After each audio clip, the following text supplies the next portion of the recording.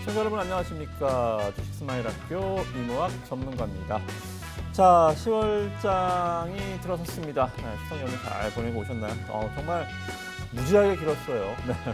저도 이렇게 장을 한 일주일 정도 안 본 지 정말 아마 십몇 년 전 신혼여행 갈 때 말고는 없지 않았나 생각이 좀 듭니다. 정말 장이 휴장 기간이 길었는데 일단 휴장하고 와서 좀 기분 좋은 일이 생길 줄 알았는데 일단 뭐 장세가 상당히 좀 어렵습니다.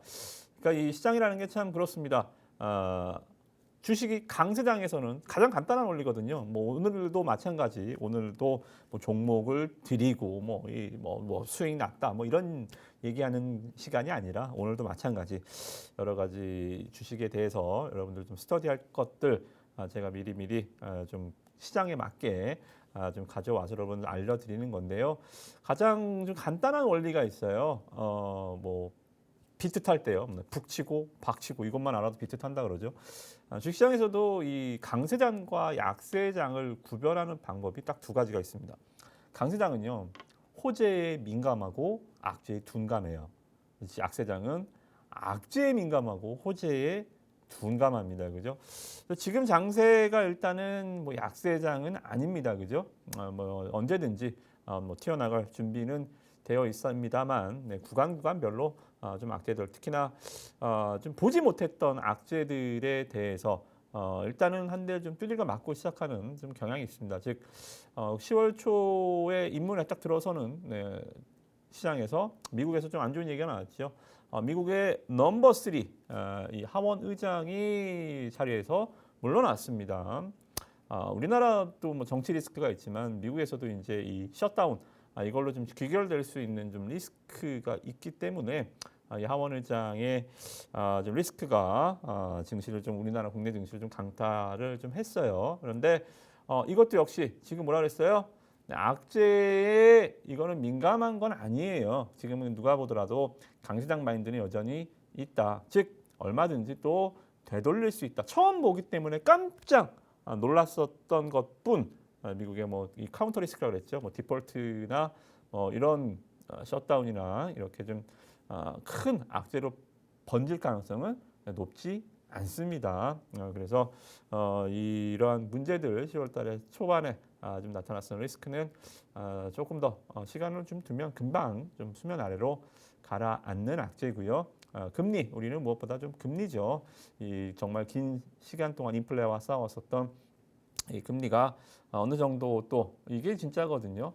이거 자체는 이제 인플레가 같이 많이 좀 줄고 있어요. 미국의 경기도 약간 말 그대로 조금 목소리가 좀 커지고 있잖아요. 경기 불확실성이나 또는 경기 침체에 대한 리스크가 커지고 있기 때문에 아마 그들이 금리 인상을 그렇게 쉽게 인상 단행하지는 못할 거고 아무리 뭐 매파적인 발언을 하다가도 또 금방 네, 돌아서는 게 연준이기 때문에 주식시장 뭐 10월달 입문해서 초반에 좀 흔들림이 좀 하락적으로 좀 심하긴 한데요. 너무 걱정하지 마시고 우리는 또 우리 또 반등장을 좀 준비하고요. 이럴 때일수록 뭐 매매를 뭐 어떻게 해보자, 뭐 단타를 치자, 뭐 어떤 테마냐. 도로가 꽉 막혀 있으면 여기서 뭐 아무리 차 안에서 뛴다고 한들 차가 빨리 갑니까? 그죠? 그래서 시장에 좀 하락장에 순응하는 거는 좀 어불성설이긴 하지만 뭐 후회할 장은 아니다라는 방향이 섰으면 이 전고마비의 계절 가을 장세 여러분도 좀 공부 열심히 주식 공부 좀 하시면서 오늘 한 시간도 저랑 해보셨으면 좋을 것 같습니다. 자 일단 뭐 서두가 좀 길었는데요. 워낙 시장 먼저예요. 뭐 아무리 날고 긴다 하더라도 시장이 안 맞으면 어렵거든요. 이 월가의 영웅이죠. 윌리엄 오닐도 정말 캔슬림 7가지 이 주식시장의 법칙에서도 마지막 캔슬림의 마지막에 M자잖아요. M이 마켓 다이렉션입니다. 그죠? 앞에 6가지가 뭐 순이익이 증가하고 뭐 기관이 사고 뭐 주도 주고 뭐 어쩌고 저쩌고 캔슬리까지 다 맞아도 M 시장의 방향이 틀리면 90% 이상 틀린다 그랬어요. 그래서 시장이 무엇보다 중요합니다. 그래서 시장은 방향은 제가 그래서 조금 좀 길게 말씀 좀 드려봤습니다. 그래서 연말 장세 조금 더 이제 디테일하게 좀 가볼게요. 요새 2차 전지주들이 하락폭이 굉장히 크죠, 그죠? 2차전지 하락폭이 굉장히 큽니다. 이제 제가 이 화면을 지금 한 달 전부터 저는 먼저 2차 전지주들 괜찮을 때 에코프로가 막 반등을 줄 때도 저는 계속 말씀을 드렸어요. 개인 양도세 회피 물량 때문에 2차 전지주 조심하세요. 뭐 하지 마세요라까지는 뭐 제가 뭐 감내나라 배내나라 할 수는 없겠지만 여러분들한테 무조건적으로 뭐 상승에 대한 기법들 뭐 10가지 원칙들 이런 것들도 가르쳐 드리긴 하지만 일단 좀 피해야 될 것들 주식이라는 게 무조건 공격만 하는 건 아니잖아요. 그죠? 우리가 뭐 연금 복권 맞아서 매달 뭐 몇백만 원씩 타서 그것도 몇백만 원씩 계속 주식에 투여할 수 있으면 공격만 해도 되죠. 뭐 그죠? 좀 이러면 어때요? 또 다음 달 또 돈 들어오고 그것도 부으면 되잖아요. 그죠? 그럴 수 없잖아요. 그죠? 한정된 재화 내에서 주식을 해야 되기 때문이죠. 그래서 일단 피해야 될 것들을 피해야 수비를 잘해야 공격이 들어먹히는 것입니다. 그것이 이제 돈이죠. 그죠? 자금, 시드머니, 머니가 있어야 여기서 큰 손실을 피해야 또 공격할 수 있는 자금에 투자할 수 있는 자금이 생기잖아요. 그래서 일단 개인 투자자들 양도세 회피 물량 때문에 2차 전지주들이 개인이 너무 많이 샀어요. 그렇기 때문에 주가가 좀 많이 빠지고 있는 상황이다. 계속 좀 말씀을 좀 드리고 있고 2차 전지 개인 비중 후폭풍. 그러니까 뭐 이 방송을 보시고 약간 저 맨날 2차 전지 떨어진다라고 하는데 이게 굉장히 조심스러워요. 뭐 상승하는 종목도 뭐 스맥이나 이런 종목들 급등 종목들도 많이 알려드리고 앞으로도 계속 알려드릴 계획이지만 이렇게 좀 뭐라 그럴까요? 좀 부정적인 그러니까 증권사들이 셀 리포트를 못 내는 것처럼 매도 의견을 제시 못하는 것처럼 왜 매도 의견을 제시 못하죠? 욕먹으니까요. 기업에서 컴플레인 들어오니까요. 그래서 이 우리나라 주식 매수 리포트 중에서 매도 리포트가 3%, 2, 3%밖에 안 되죠. 그죠? 90% 이상은 홀딩 내지는 바이 매수 의견입니다. 나중에 리포트를 여러분들한테 어떻게 봐야 되는지 좀 강의를 해드릴게요. 오늘 그런 준비한 내용은 아니어서 간단하게 말씀 좀 드려보면 그래서 저도 셀 매도 의견을 내기는 쉽지 않습니다. 왜요? 뭐 조심하실 분들은 다 큰 사고를 피할 수 있는 분들은 있겠지만 보유자들한테 특히나 주식하시는 분들은 확증 편향이 굉장히 심해요. 내가 보고 싶은 거, 내가 듣고 싶은 거, 내가 믿고 싶은 것만 믿습니다. 언제부터요? 내가 그 종목을 사면서부터요. 관심이 없다가도 내 종목이 되는 순간 확증 편향이 갇혀서 좀 그랬던 결과들이 많이 나옵니다. 그래서 앞으로도 여러분들한테 좀 뭐 도움을 드리고자 하는 말씀이니까 이런 부분들 잘 보시면 될 것 같습니다. 그래서 2차 전지주들 쪽 모여하신 분들 좀 많이 제가 많이 뭐 한두 달 전부터 주식시장에서 미리 많이 뭐 경고라고까지는 할 건 없지만 좀 주의하십사 당부를 말씀 좀 드렸고 실질적으로 저는 종목도 많이 소개를 해드리고 추천도 해드리지만 2차 전지주들은 최근 한두 달 동안 한 번도 말씀을 드린 적이 없어요. 그죠? 그래서 여러분들도 당분간 뭐 최근에 이제 낙폭이 크기 때문에 기술적 반등 뭐 줬다 뺐다 할 수는 있겠지만 상반기에 2차 전지주들 주도하는 이 강한 힘, 에코프로가 뭐 13배 올라갔었던 이 힘을 기대한다라는 것은 매우 어렵다. 이 부분 먼저 좀 말씀 좀 드리도록 하겠습니다. 그래서 낙폭과대주 트레이딩용으로는 뭐 괜찮은 10월이 될 것 같지만 매매하신다면 3일 이상 갖고 가지 마세요. 아시겠죠? 트레이딩용으로 접근해야지 예전처럼 한번 사서 3달 있다 봤더니 뭐 50% 올라가 있더라. 이런 현상은 아마 연말에는 아마 없을 겁니다. 거의 없다라고 보는 게 맞는 것 같아요. 그래서 이 부분 한 번 더 체크하시고 여전히 12월이 되기까지는 개인 투자자들의 이 양도세 회피 물량이 계속 나올 것이다. 이 부분 한 번 더 체크를 하시면 좋을 것 같습니다. 자, 그래서 오늘은 일단은 좀 패턴 공부들 5일선 상승 패턴, 11선 상승 종목, 눌림목 그리고 기관 매매 패턴, 외국인 매매 패턴, 골드 크로스 패턴, 뭐 전일상한가 패턴, 신고가 종목들, 양봉 밀집, 단타 패턴들. 오늘은 뭐 종목을 공부를 할 게 없어요. 왜요? 이렇게 패턴으로 올라가는 게 없어요. 왜요? 시장이 깨져버렸거든요. 그죠? 시장이 이기는 종목 없습니다. 그래서 오늘은 패턴, 아까도 서두에도 말씀을 좀 드렸지만 패턴적인 내용을 하기보다는 여러분들한테 좀 주식의 좀 원리, 원칙들 그리고 구조 여러분들이 수익 나기 위한 여러 가지 좀 뭐라 그럴까요? 뭐 이미지 트레이닝 같이 여러분들이 주식을 좀 이해하기 쉽게 좀 오늘은 소개를 좀 해보려고 합니다.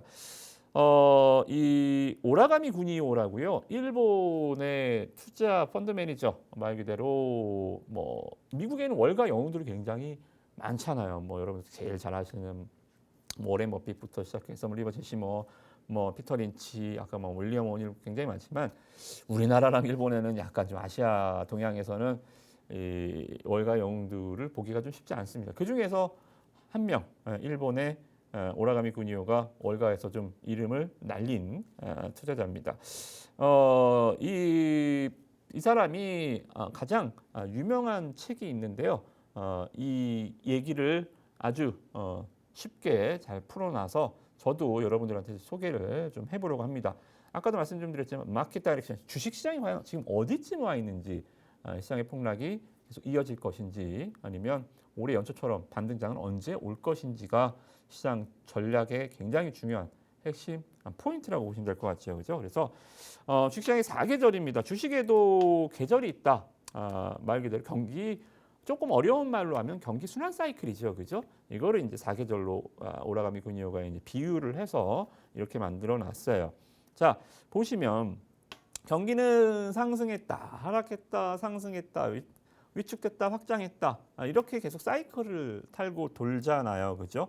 그래서 이 4계절 금융장세, 봄 실적장세, 여름 역금융장세, 가을 역실적장세, 겨울 이렇게 해서 주식의 4계절이 있지 않나, 이렇게 이 그림을 좀 그려봤습니다. 자, 경기가 상승합니다. 자, 일단은 우리가 이 가장 최근에 있었던 게 뭐죠? 금융장세가 왔죠. 금융장세는 뭐예요? 코로나 때 각 중앙은행들이 돈을 막 풀었잖아요. 시중에 유동성이 넘쳐나니까 뭐 주식, 부동산 막 이런 버블들 막 튀어나왔습니다. 제 아들도 보니까 그때 당시 코로나 때 보니까 포켓몬 카드, 포켓몬 뭐 이게 막 한 장에 뭐 50만 원, 100만 원을 하더라고요. 와, 이 카드가 뭐라고 이게 100만 원씩 하지? 주식시장도 마찬가지. 와, 별 볼 일 없는 주식도 막 주가가 상한가를 가고, 정말 그때 물리신 분들 굉장히 많잖아요, 그죠? 뭐 네이버, 카카오 종목들 막 끝없이 질주하고, 이러한 그 유동성 장세, 금융 장세입니다. 금융 장세가 오고, 그 다음에 실적 장세. 이제 유동성이 풀리고 금리가 낮아지면서 기업들이 자금 조달이 용이해지고 경기가 확장 국면에 들어서면서부터 실적이 마구 좋아지기 시작을 합니다. 그죠? 실적이 막 좋아지고 이제 말 그대로 뜨겁죠. 핫! 돈은 많고 기업들은 투자를 많이 하고 부가가치 이거를 끄집어내고 그러면 어떻게 돼요? 인플레가 오죠. 그죠? 물가 상승. 그러니까 주식시장에서 가장 최고의 상태가 골디락스잖아요. 그죠?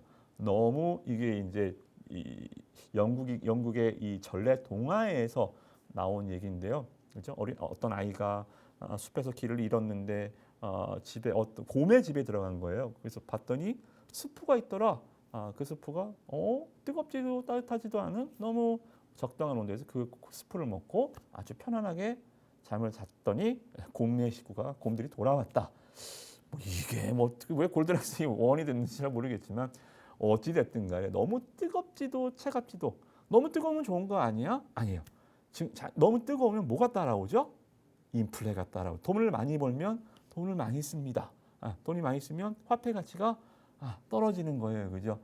이게 인플레가 지금 아시잖아요. 우리가 끊임없이 지금 인플레와 싸움을 지금 최근 2년 동안 하고 있잖아요. 그죠?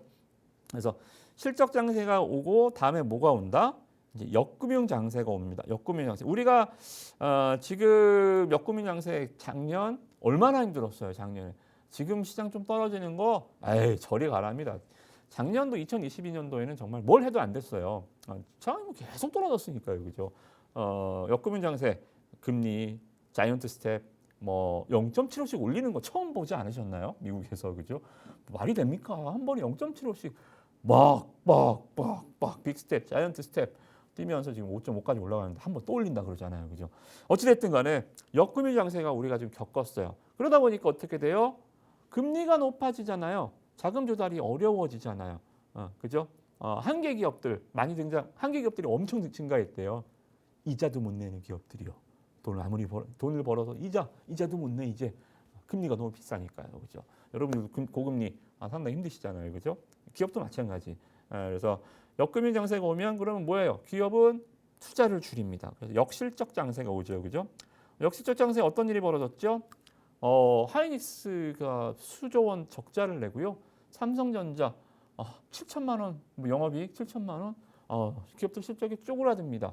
뭐 카카오요 영업이익 뭐 40%씩 급감하고요, 그죠? 역실적 장세가 옵니다. 자, 그러면요, 우리가 기다리는 시점은 어느쯤 왔을까요? 어디쯤 왔을까요? 지금 제가 봤을 때는 지금 역실적 장세 끄트머리 아마 한 요쯤 오지 않았나 좀 생각이 좀 들어요, 그죠? 역실적 장세 어떻게 돼요? 금리가 내려가는 속도가 지금 뭐 거의 다 왔잖아요. 터미널 레이트 종착역의 터미널에 거의 다 왔어요. 이제 한 번을 올릴까 말까 이 정도지. 뭐 금리를 여기서 뭐 또 몇 번을 올리지는 못합니다. 절대 그건 불가능한 경기가 침체에 빠지잖아요, 그죠? 경기가 침체에 빠지기 때문에. 근데 저는 남을 한 방도 못 올릴 것 같은데 뭐 어찌됐든 간에 금리는 이제 이제는 못 올립니다. 자, 그러면 기업들의 실적이 여기서 뭐라 그래요? 바닥을 쳤다. 그죠? 삼성전자도 이제 3분기부터 조단위 영업이익 회복할 거고요. 하이닉스는 조금 더 기다려야 됩니다만 4분기부터 하이닉스도 호실적을 이제 흑자 전환으로 이제 돌아설 거고요. 주가가 내려오는 속도도 이제 확실하게 좀 삼성전자 9만 원대에서 수직으로 내려가졌다가 이제 7만 원은 돌파하기가 좀 힘들지만 어찌됐든 6만 원, 7만 원에서 이제 박스에서 왔다 갔다 하잖아요. 그죠? 주가 하락도 이제 멈춰 있는 단계. 그래서 제가 봤을 때는 한 요쯤 되지 않았나 좀 생각이 듭니다. 이무학 전문가님 정확한 저점을 찍어주세요. 그건 제가 모르지요, 그렇죠? 그건 알 수 있는 방법이 없습니다. 대충 어디쯤에 와 있구나. 주식시장의 과거의 흐름을 보면서 우리가 한 10월 달쯤 되니까 이제 찬바람 좀 불고 진짜 가을이 왔구나 이런 거지, 그죠? 증시도 마찬가지입니다. 어느쯤 딱 시기가 어느 때라고 딱 못 받기는 힘듭니다. 그래서 이제 다시 그러면 무슨 장세가 오죠? 다시 역금융 장세. 계절 변화 겨울 가면 다시 봄이 오잖아요, 그죠? 우리는 이걸 유동성 장세를 기다리는 거예요, 그죠? 경기가 불황일 때 지금처럼 기업들은 설비 투자 안 합니다. 인원 충용 안 해요. 미국도 지금 뭐 감원 굉장히 많이 코로나 이후에 이제 서비스업이 증가하면서 이제 고용이 굉장히 많이 증가한 것처럼 보이지만 실질적으로 고액 연봉자들은 아시다시피 뭐 아마존도 그렇고요. 많이 감원 허리띠를 대기업들 많이 졸라맸습니다. 그죠? 이렇게 기업들이 돈을 가져다 쓰지 않으니까요. 어떻게 돼요? 은행도 대출이 안 늘어요. 대출이 하락하면 채권 매입을 늘립니다. 그러면 정부에서는 이제 경기부양책을 발표하고 금리가 하락하면서 증시로 이제 유동성이 몰리는 거죠. 그죠? 여기가 최적의 매수 시기예요. 자, 여러분들 제가 봤을 때는 내년도 한 상반기쯤 이 유동성 장세가 다시 펼쳐질 것 같습니다. 거의 다 왔으니까 조금만 고생하시면 될 것 같아요. 자, 이거 기억하세요. 내년 상반기쯤 유동성 장세가 이제 슬슬 시작될 것 같은데요. 미국이 이제 금리 인상 멈추고 내년에 한 2번 정도 금리 인하를 할 것 같죠. 그러면 우리나라도 뭐 금리를 못 올리고는 있지만 따라 내리는 거는 뭐 가봐야 알겠지만 일단 금리 인상 사이클의 종료 말 그대로 다시 겨울 가고 봄이 오는 시점 내년 한 상반기쯤 봄쯤 지날 때 나오지 않을까 생각이 좀 듭니다. 여러분 이걸 기억하셔야 돼요. 그래서 제일 중요한 것은 최적의 매수 시기 알았어. 이건 뭐 얘기했으니까 알았죠. 이해하셨죠. 근데 이때 이거 까먹지 마세요. 그때 뭘 하냐면 이때는 낙폭과대 업종과 주도 업종을 순환매 파도타기 전략을 하시면 됩니다. 즉 낙폭과대 업종들 있잖아요. 저 밑에 깔려 있는 애들 뭐가 있죠? 화학주들. 화학주들. 중국 관련주들이 이제 화장품 쪽으로 이제 중국 단체 관광객 허용하면서 이제 많이 반등을 줬잖아요, 그죠? 이제 저 밑에 한 2년 징그럽게 빠져서 못 올라오는 뭐 화학주들 대표적인 낙폭과대 업종이 화학주입니다, 그죠? 지금 화학주들과 이제 반대로 주도 업종. 그때 이제 내년에 유동성 장세 주도 업종이 어디가 될지 모릅니다. 뭐 2차 전지가 다시 될 수도 있고 반도체가 다시 될 수도 있고 뭐 또 모르죠. 뭐 조선업이 될 수도 있고 뭐가 될지는 모르겠지만 올해는 뭐 최근 한 2년 동안은 뭐 누가 뭐래도 명실상부 2차 전지였잖아요. 내년에도 2차 전지가 되라는 법은 없습니다. 없어요. 그죠? 뭐 2차 전지 계속 나쁘게 말하는 것 같아서 좀 그렇긴 한데 될 수도 있지만 너무 쉽진 않을 거다. 다른 업종으로 바뀔 수도 있다라는 말씀을 좀 드리는 거고요. 그래서 자, 이제 뭐 발벨 전략 같이 두 개 가는 거예요. 저 끝에 있는 거 하나, 저 위에 있는 게 하나 이렇게 중간을 없애는 거예요. 어설프게 막 트레이딩 한다고 뭐 이렇게 2등 업종, 3등 업종 이렇게 뭐 건설주 한번 찝적댔다가 뭐 이렇게 가지 말고 대장주, 대장 업종, 제일 많이 올라가는 업종, 제일 많이 떨어지는 업종 두 개. 이 두 개 업종으로 파도 타면서 매매하시면 됩니다. 이거 꼭 기억하시고요. 만약에 내년 상반기, 뭐 내년이 아니더라도 언젠가 올 거 아닙니까? 유동성 장세는 그죠? 그래서 오늘은 여러분들 요 정도만 요거 꼭 기억하시면 될 것 같습니다. 실적 장세가 유동성 장세 지난 실적 장세가 오거든요. 그래서 이거는 여러분들이 기업이 투자를 확대하고 유동성 장세가 와서 기업이 대출을 막 받아다가요. 돈을 시설 투자를 하고 사람을 뽑고 하면 뭐예요? 땔감을 넣으면 불이 팍 탑니까? 아니잖아요. 거기에 이제 불을 붙여야 되잖아요. 그죠? 불을 붙이고 또 뭐 부채질도 하고 뭐 후후 불고 그죠? 그게 이제 1년 정도 걸린다라는 거. 재화를 넣었을 때 타는 시점. 그죠? 기업이 투자를 확대하고 그 결과가 나오니까 최소 1년 이상은 걸리는 겁니다. 자, 그러면 여기서 중요한 건 뭐냐면 유동성 장세가 오면 이게 꼭 다시 꺾이지 않는다는 거예요. 왜? 불을 붙여서 지펴서 타는 시간이 1년, 2년은 간다는 얘기입니다. 그죠? 그래서 우리 코로나 장세 때도 한 유동성 풀고 나서부터 한 2년, 3년은 주가가 이렇게 올랐잖아요. 그죠? 물론 빠지는 속도도 강했지만 어찌됐든 간에 유동성 장세가 시작이 되면 실적 장세로 연결될 때까지 충분한 시간이 있다. 최소 2년 정도. 뭐예요? 우리가 돈 벌 시간. 우리가 매매로 수익이 날 수 있는 최적의 시간이 한 2년 정도는 유동성 돈이 풀리기 시작하면 시간이 충분하다. 충분하다. 그렇게 보시면 됩니다. 자, 이때는 뭐예요? 아까 유동성 장세에서는 뭐 발벨 전략처럼 대장 업종, 낙폭과대 업종을 이제 번갈아 가면서 순환매 파도 타기를 하다 그랬잖아요. 실적 장세에서는 그렇게 하면 안 돼요.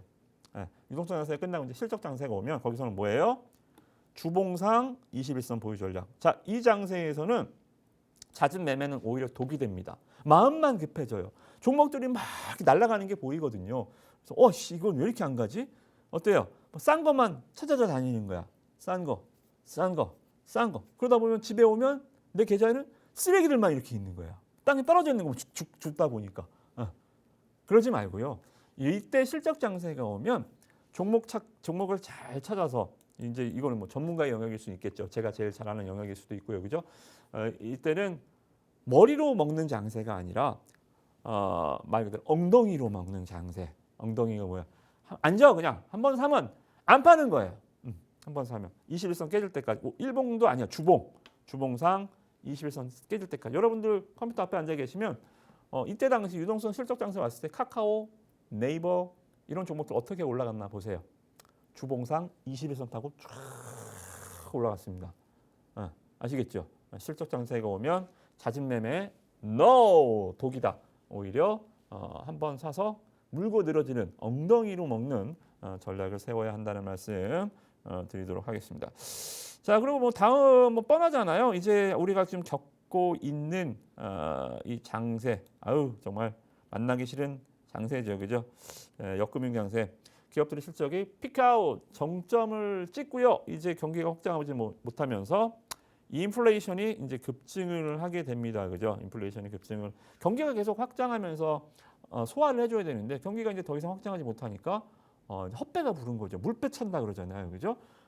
그래서 인플레이션이 급증하게 되고 경기가 본격적으로 둔화되는 구간은 아니지만 금리를 본격적으로 올리기 시작합니다. 그래서 유동성은 빠르게 안전자산 뭐예요? 금, 달러, 채권 이쪽으로 이제 안전자산에서 이제 위험자산에서 안전자산으로 큰 자금이 흐름이 이동을 하죠, 그렇죠? 그래서 지수 주가가 가파르게 하락하기 시작하면 이게 언제예요? 대표적으로 2022년 미국의 금리 자이언트 스텝을 밟을 때 피크아웃 찍고 기업 실적 하락하고 금값 말 그대로 슈퍼 달러 그때 우리 작년에 뭐라 했어요? 킹 달러 달러가 막 그죠? 그래서 매매 전략은 뭘까요? 없어요. 수익을 낼 수가 없어요. 뭐 테마주 트레이딩에서 뭐 수익 날까 말까? 그리고 뭐 전쟁 때 뭐 사료주, 비료주 이런 거 올라간 거 뭐 그런 거 뭐 얼마나 수익을 낼 수가 있겠어요 그런 거 그죠? 그래서 이건 뭐 테마주는 강세장이든 약세장이든 무조건 있긴 있잖아요. 그래서 뭐 테마주만 한다 뭐 이런 전략은 전략일 수 없습니다. 테마주는 언제나 있으니까요, 그죠? 그래서 매매 전략으로는 이따가 강의를 좀 해드릴 거예요. 공매도밖에 없다. 리스크 관리라는 게 뭐 주식을 다 팔 수 있으면 좋은데 뭐 어디 그게 되나요? 저도 그건 안 되더라고요. 워렌 버핏도 약세장에서 다 파나요? 그렇지 않아요, 그죠? 그래서 리스크 관리는 최대한 좀 해야겠지만 일단은 수익 내는 방법은 공매도가 유일하다. 제가 오늘 뭐 몇 주 전부터 말씀 좀 드렸던 뭐 10일 주식 상승 10가지 원칙이요. 안 맞아요. 이런 장세에서는 백약이 무효합니다. 그래서 공매도 여러분들 어떻게 해야 되는지 이따가 강의 때 또 지금 하락장이니까 또 시의적절하게 제 강의는 뭐 커리큘럼이 따로 있는 게 아니고요. 시장 상황에 맞게 장은 막 좋은데 이제 공매도 강의를 할 필요가 없잖아요, 그죠? 그래서 오늘 이따 공매도 강의 준비되어 있으니까 좀 참고해 보시고 이 내용들은 여러분들 필요하시면 제가 이제 노란톡방에다가 올려드릴 테니까요. 노란톡방 들어오셔서 이 올라가미 금융 주식 4계절 그리고 장세에 맞는 매매 전략 스타일들 이게 지금 들으니까 알 것 같죠? 돌아가서 뭐 까먹을걸요? 그래서 포인트들만 핵심적으로 여러분들 정리를 해드릴 테니까 한번 여러분들 메모를 한번 해주시고 모니터 앞에도 이렇게 붙여놓으시면 좋겠죠, 그죠? 그래서 노란톡방에서 종목 얘기는 나중에 또 해드릴게요. 자, 또 계속 가보겠습니다. 마지막입니다. 역실적 장세 지금이에요, 그죠? 경기 침체를 막기 위해서요. 이제 금리 인상 속도를 조절하기 시작합니다. 자, 이제는 베이비 스텝이잖아요. 0.75씩 하다가 0.5 하다가 0.25를 하다가 할까? 0.25를 해야 되나 말아야 되나 한 번 더 남았나 안 남았나 이런 정도 이제 속도를 조절하고요. 이제 안전자산에서 위험자산으로 서서히 유동성이 이동하기 시작합니다. 올해 장이 그래도 반등을 줬잖아요. 빠지긴 다시 빠지긴 하지만 작년처럼 이렇게 빠지진 않잖아요. 빠지더라도 이렇게 반등을 주면서 빠지잖아요, 그죠? 그러다가 이제 돌아 나가는 거죠, 그죠? 그래서 이 매매 전략으로는 자 이때 역실적 장세의 매매 전략은 잘 보세요. 지금 장세의 매매 전략이니까요. 실적이 기복이 없이 좋아졌었던 주도 업종을 끝까지 물고 늘어지는 전략이 유효하다. 결국은 실적이라는 거죠, 그죠? 이런 업종이 뭐가 있었죠? 코로나 때도 괜찮았고, 그죠? 지금도 계속 괜찮고 앞으로도 그러면 자 그런 거예요. 업종이 맷집을 갖고 있다. 변화가 없다. 많은 산업이 코로나 때와 대표적으로 서비스업 같은 거 그죠? 코로나 때와 코로나 때 이후 코로나 팬데믹과 엔데믹에 굉장히 큰 변동성이 있는 업종들이 굉장히 많잖아요, 그죠? 그러지 않고 실적이 기복 없이 좋아지는 종목들 스맥이었잖아요, 그죠? 코로나 때부터 코로나 상관없는데 그럼 코로나 때 상관없이 좋아졌다. 코로나 때 그럼 안 좋아졌어요? 코로나 끝나니까? 아니잖아요. 계속 좋잖아요. 그죠? 이렇게 코로나 때 실적이 좋아지겠는데 지금도 좋아졌네? 이런 업종들을 끝까지 물고 늘어지는 겁니다. 이쪽이 뭐가 있어요? 또 생각해 보세요. 가장 강했었던 업종이 대부분 여기입니다. 뭐가 있었죠? 피부, 미용, 의료기기, 클래시스, 루트로닉, 제이시스 메디칼 뭐 이런 종목들 어땠어요? 코로나 때부터 시작해서 실적이 계속 어때요? 코로나 끝나니까 점프 그죠? 이렇게 좋아지는 업종군들입니다. 업종군들. 자 반대로 여행 항공주들 제가 하지 말라 그랬잖아요, 그죠? 왜 안 가죠? 주가가 엔데믹이 왔는데 우리 막 이제 해외여행 가도 되는데 주가는 안 가요. 뭐 유가 때문일 수도 있지만 뭐 때문에 코로나 때 실적이 안 좋았었던 부분이 코로나 이후에 급격하게 좋아지지가 않았어요. 주가는요 드라마틱한 걸 굉장히 좋아합니다. 그래서 뭐 드라마틱한 반등 뭐 이런 거 얘기가 좀 많이 나오잖아요. 그래서 실적 turn around, earning surprise 이런 것들. 주식은요, 주식시장은 각본 없는 드라마를 굉장히 좋아해요. 근데 얘네들은 재미가 없어요. 드라마틱하지가 않아요. 뻔뻔하다. 뻔할 뻔짜 주식은 안 갑니다. 아시겠죠? 그래서 주도 업종들 지금 장세는 이런 종목들이 있다. 여기 제가 그래서 요새 스맥 이후에 제가 계속 강조드리는 종목이 있어요. 계속 강조드리는. 5글자인데요. 5글자. 네. 정말 이거예요. 이거 코로나 때도 실적이 좋았고요. 코로나 이후에도 실적이 좋았고요. 앞으로도 실적이 좋아질 겁니다. 그렇다고 주가가 이렇게 좋은 기업이 주가가 막 또 에코프로처럼 1,300%가 있으면 10배 이상 가 있으면 지금 못 사지요. 그죠? 그러나 주가가 얼마 안 갔어요. 기껏해야 한 더블 갔나요? 한 더블 더 가야죠. 이런 종목들. 어디 있어요? 종목은 노랑톡방에서 이 역실적 장세에 맞는 종목은 또 거기에 맞게 또 다음 장세가 온다면 다음 유동성 장세가 온다면 또 저는 이제 화학주를 할 거고요.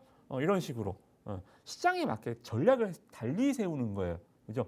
수중전은 공중전은 육지전은 이런 식으로 강세에 맞게 전쟁에 맞게 전략 전술은 바뀌어야지요. 그죠? 이게 시장입니다. 그죠? 그래서 여러분들 이 원론적인 얘기인 것 같지만 이게 어떻게 보면 뭐 단타 뭐 스킬 한다고 뭐 눌림목 한다고 뭐 장대양봉 뒤에 뭐 어떤 게 오고 뭐 패턴 연구하는 그런 것보다 한 몇백 배는 더 중요합니다. 시장을 모르면 종목은 우물한 개구리예요. 그게 단줄 알죠? 제일 중요한 바깥을 못 보고 우물이 전부인 줄 알고요. 그것만 파고 있다 보면 수익이 나대요. 그거 수익 나시면 그렇게 하세요. 그렇게 우물안이 제일 행복한 개구리는 밖으로 안 나오는 개구리도 행복할 수 있는 것처럼 단타 매매 뭐 차트 공부해서 그렇게 해서 난 돈 많이 벌었다. 시장을 알아서 뭐 합니까? 근데 수익이 안 나잖아요. 왜? 시장을 모르니까요.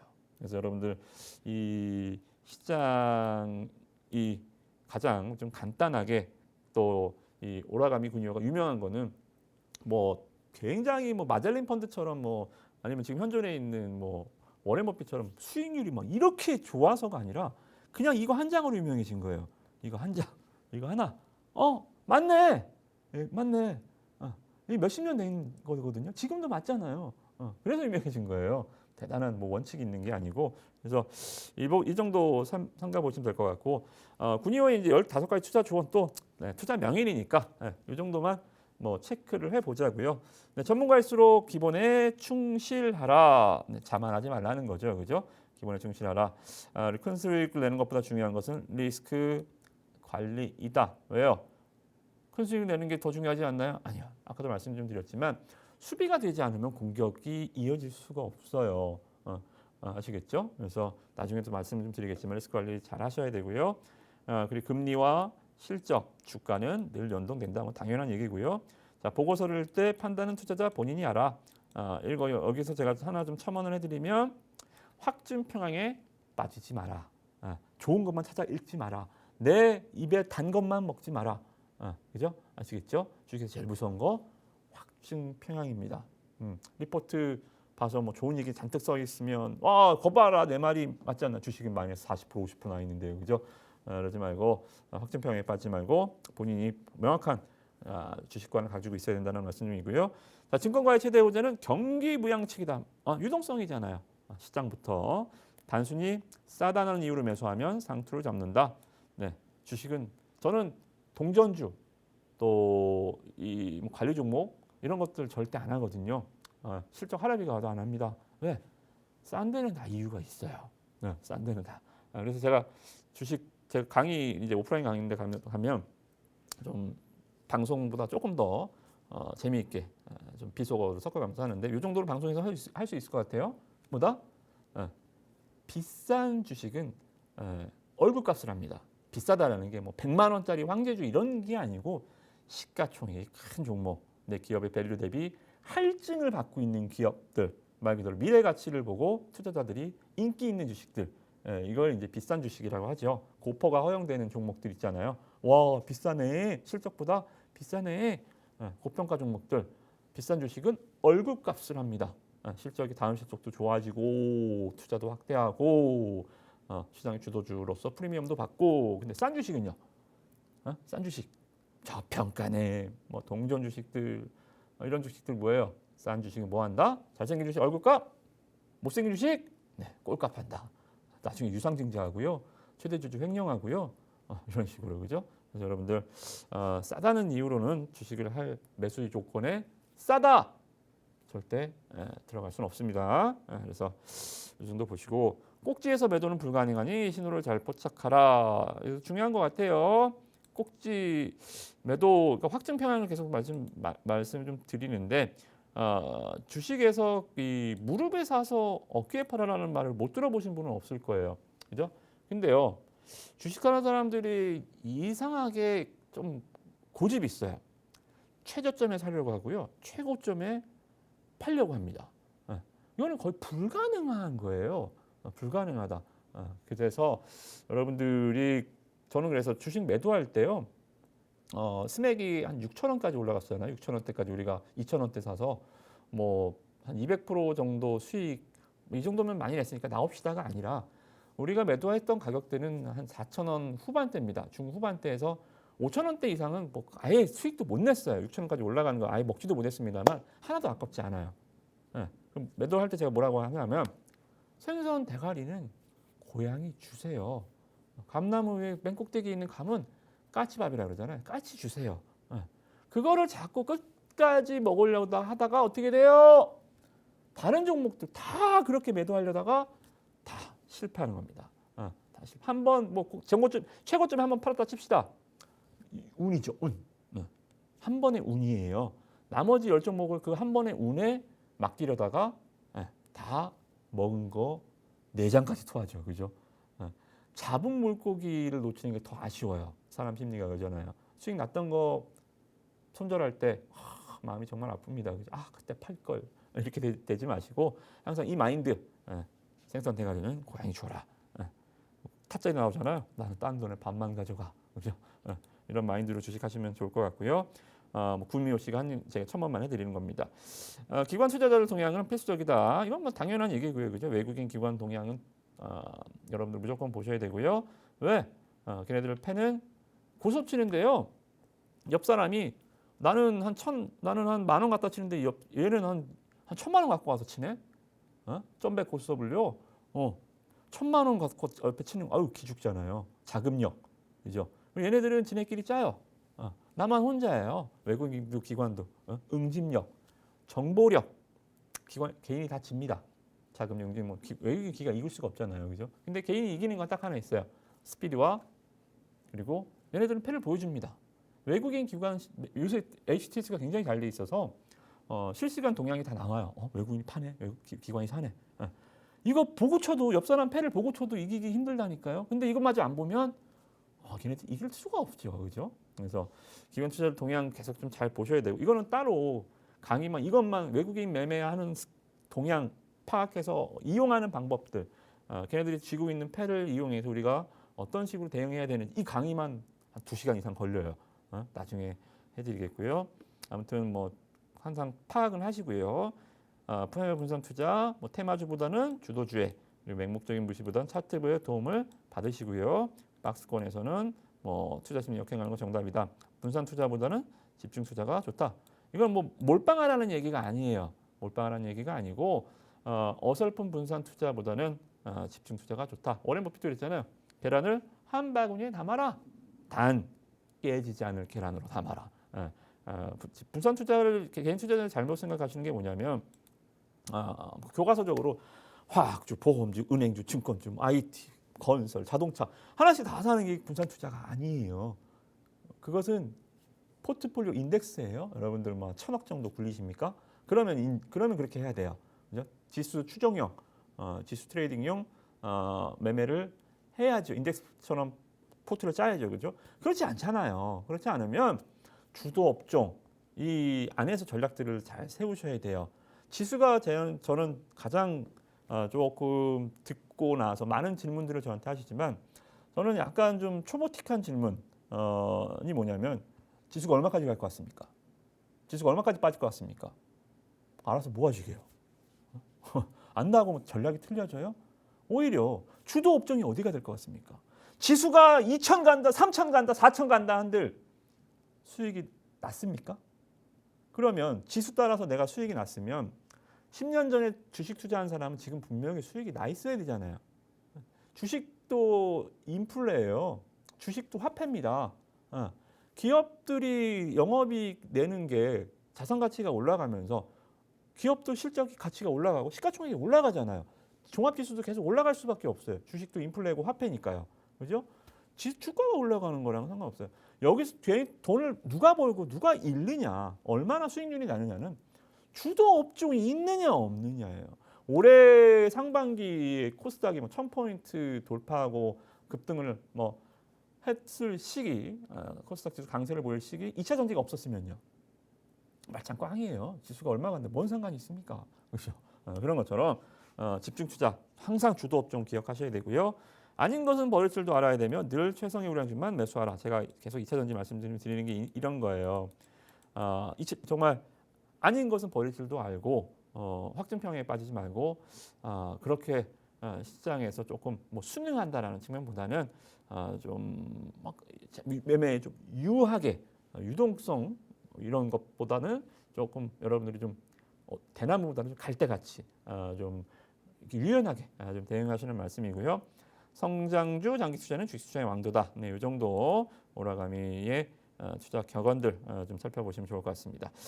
자, 우리 아까 좀 시간 관계상 좀 말씀을 좀 드리고 싶은 게 뭐냐면 일단은 지금 장세에서는 공매도를 같이 하시는 게 좋을 것 같아서 개인 투자자들 공매도가 좀 많이 좀 못하세요. 수량도 적고 말 그대로 여전히 외국인과 기관 투자자들의 전유물이긴 합니다. 정말 많이 고쳐야 될 텐데 어찌됐든 간에 일단 알아두시면 좋을 거고 여러분들 공매도도 같이 하시면 수익이 이런 장세에서 아까도 말씀 좀 드렸잖아요. 역금융 장세, 역실적 장세에서 수익 날 수 있는 방법은 없다. 10가지 제가 말씀 좀 드리면 매매 원칙, 수익 주가 상승의 그림자 찢으셔도 됩니다. 안 맞아요. 그런데 공매도 유일하게 수익 날 수 있는 방법이 그때는 공매도예요. 그래서 공매도는 아시다시피 너무 좀 초보적인 건가요? 이 정도는 아시나요? 그러니까 아셔야 되겠죠, 그렇죠?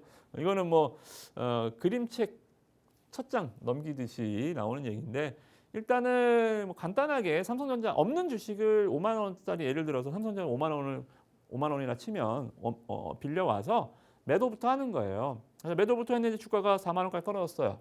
자, 4만 원짜리 주가를 사서 갚으면 됩니다.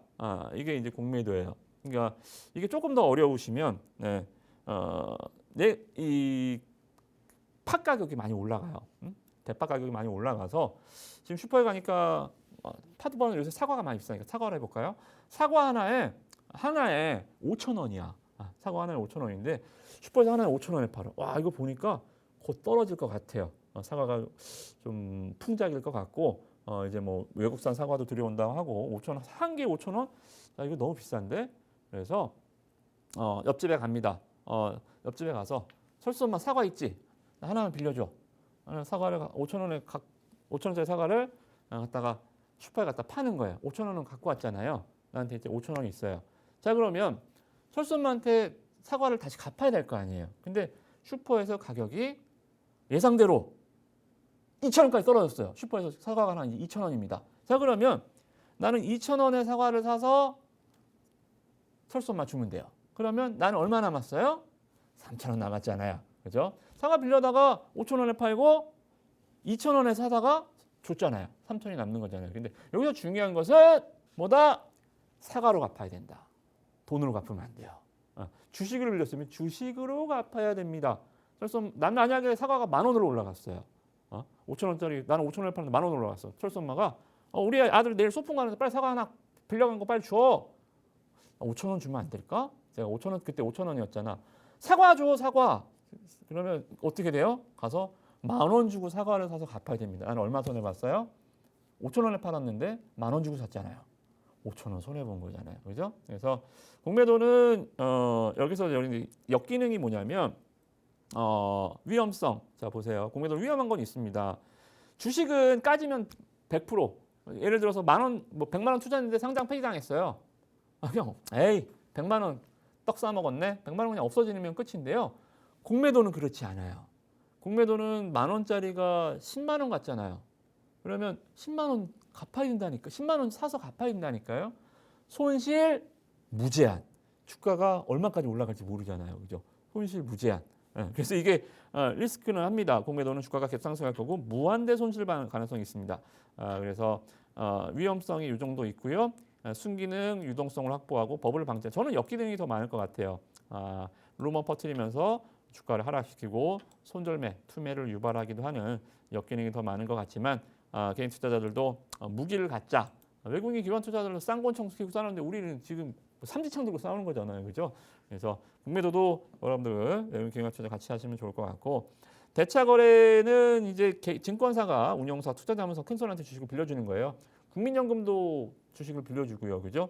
정해진 금액은 없지만 50억 원 이상 투자자라면 대차 거래를 할 수 있습니다. 그래서 대주 거래는 이제 개인 투자자들이 하는 거 스탁론이죠. 그죠? 증권사가 개인 투자자들한테 주식을 빌려주는 거예요. 증권사가 보유하고 있는 물량을 개인 투자. 그래서 공매도 칠 때 보면 각 증권사마다 수량이 다 틀려요. 여기서는 수량이 있고 여기는 없고 막 이래요. 그래서 이 보통 상환 기간은 90일 정도 되지만 만기 연장도 가능합니다. 그렇기 때문에 여러분들 대주거래 이용을 하시면 되고 공매도는 전 종목을 다 할 수는 없고요. 코스피 200, 코스닥 150 편입된 종목만 진행할 수 있습니다. 최소 담보 비율은 160% 동일합니다. 그렇게 보시면 될 것 같고 자 이거는 여러분들 이제 좀 화면 좀 찍어 보실래요? 아니면 노란톡방 들어오시면 이거 한 번 더 다음 올려드릴게요. 수강 신청 방법 이걸 여러분들 그냥 하실 수 없어요. 공매도 아까도 말씀드렸지만 위험성이 크기 때문에 교육을 이수해야 됩니다. 그래서 수강 신청만 한국금투협회 금융투자교육원에 공매도 검색어 신청을 하면 1시간 교육 시간이 있고요. 수수료 이제 3,000원 내실 거예요 아마 1시간하고 수료증 받으실 수 있습니다. 그래서 모의 투자 거래도 할 수 있어요. 모의 거래해서 공매도 한 달 정도 모의 거래해 보시고 이것도 1시간 수료증 확인 가능합니다. 그래서 제가 거 한번 보여드릴게요. 이렇게 수료증이 나와요. 2021년 뭐 5월 6일, 10일 1시간을 수료했으면 이 수료 다 해요. 이게 다. 그러면 여러분들 공매도를 하실 수가 있습니다. 충분히 모의 거래도 시스템이 잘 되어 있기 때문에 연습을 좀 해보시고 언제든지 써먹을 수 있는 무기 여러분들 하나 품 안에 하나 갖고 가시는 게 바로 공매도다. 이렇게 보시면 될 것 같습니다. 자, 그래서 오늘은 일단 뭐 주식 시장에서 여러 가지 뭐 수익을 내는 방법들보다는 결론적으로 지금 우리나라 국내 주식 시장, 세계 주식 증시도 마찬가지겠지만 어느 위치에 어느 계절에 지금 와 있고 우리가 어떠한 계절에서는 어떠한 전략을 써야 되는지 그리고 무조건 뭐 하락장에서는 뭐 주식하는 콜쟁이들 주식 매수만 하시는 분들은 어떻게 돼요? 뭐 저도 콜쟁이지만 수익 낼 수 있는 방법이 없잖아요, 그죠? 그렇다고 뭐 무작정 뭐 기다릴 수 없는 노릇이고요, 그죠? 그래서 하락장에서도 우리가 쓸 수 있는 무기 공매도에 대해서 뭐 짧은 시간이지만 뭐 여러분들 어느 정도 이해는 다 하시는 부분이 아닌가라고 생각이 들어서 이렇게 어떻게 해야 되는지 모의 투자 어떻게 진행이 되는지 좀 알려드려 봤습니다. 그래서 관련한 내용들은 또 노란톡방에서 계속 나눠보고요. 또 종목들 뭐 장이 뭐 맨날 떨어지겠어요, 그죠? 상승하는 종목들 또 이 폭락 이후 빠르게 반등할 수 있는 종목들 아까 5글자 종목 말씀 좀 드렸잖아요, 그죠? 정말 스맥 이후 또 크게 올라갈 수 있는 종목들 뭐예요? 지금 역실적 장세에서 딱 맞아 떨어지는 종목들 그래서 공략을 하고 있으니까 종목에 대한 궁금증은 노란톡방에서 같이 풀어보시면 좋을 것 같습니다. 자, 아무튼 오늘 준비한 내용 여기까지고요. 날씨가 이제 쌀쌀해집니다. 감기가 또 유행인데 감기 조심하시고요. 저는 다음 이 시간에 찾아뵙도록 하겠습니다. 고맙습니다.